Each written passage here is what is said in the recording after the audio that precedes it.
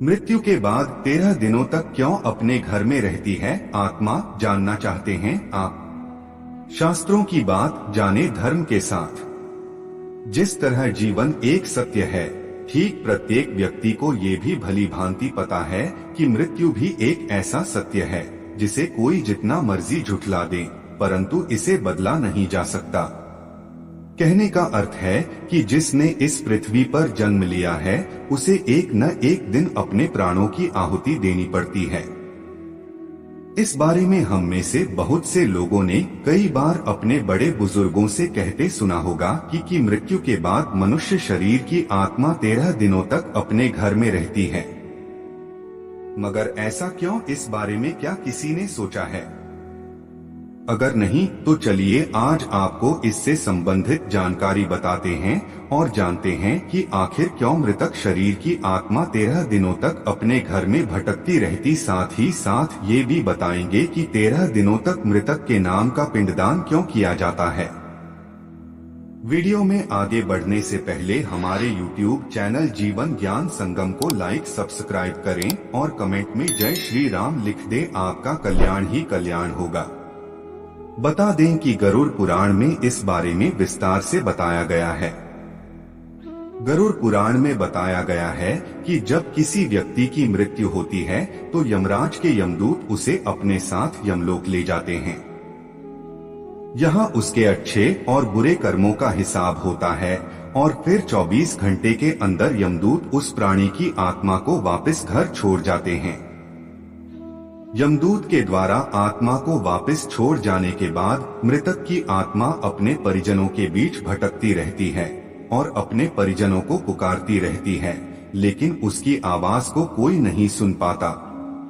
यह देखकर मृत व्यक्ति की आत्मा बेचैन हो जाती है और जोर जोर से चिल्लाने लगती है। इसके बाद आत्मा अपने शरीर के अंदर प्रवेश करने की कोशिश करती है, लेकिन यमदूत के पास बंदिश होने के कारण वह मृत शरीर में प्रवेश नहीं कर पाती।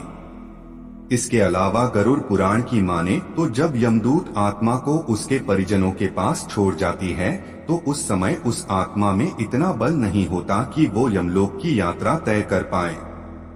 गरुड़ पुराण के अनुसार किसी भी मनुष्य के मृत्यु के बाद जो 10 दिनों तक किया जाता है उससे मृतक आत्मा के विभिन्न अंगों की रचना होती है और जो 11वें और 12वें दिन पिंडदान किया जाता है उससे मृतक आत्मा रूपी शरीर का मांस और त्वचा का निर्माण होता है और जब 13वें दिन 13वीं की जाती है तो उस दिन मृतक के नाम का पिंडदान किया जाता है।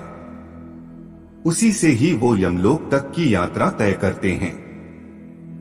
अर्थात मृत्यु के बाद मृतक के नाम का जो पिंडदान किया जाता है उसी से ही आत्मा को मृत लोक से यमलोक तक यात्रा करने का बल मिलता है।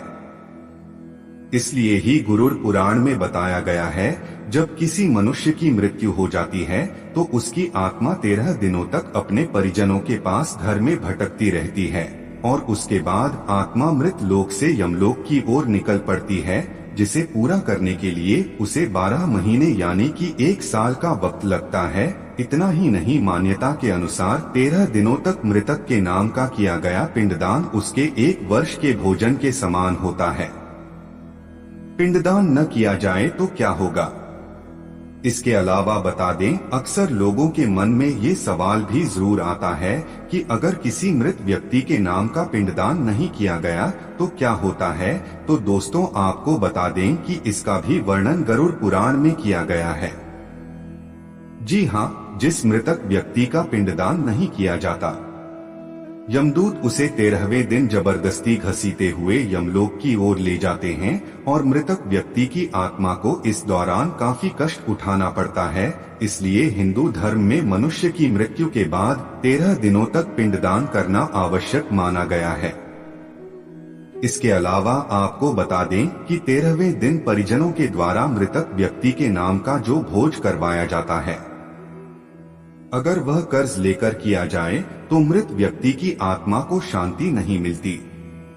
इतना ही नहीं, गरुड़ पुराण में यह भी बताया गया कि जो व्यक्ति जीवित रहते हुए अच्छे कर्म करता है मृत्यु के बाद उसकी आत्मा को यात्रा के दौरान यमदूत कोई कष्ट नहीं देते और जो व्यक्ति बुरे कर्म करते हैं उसकी आत्मा को यमदूत यात्रा के दौरान कई यातनाएं देता है और आत्मा को कई कष्ट भोगने पड़ते हैं। आज के लिए बस इतना ही, मिलते हैं न्यू वीडियो पर। जय हिंद, जय भारत।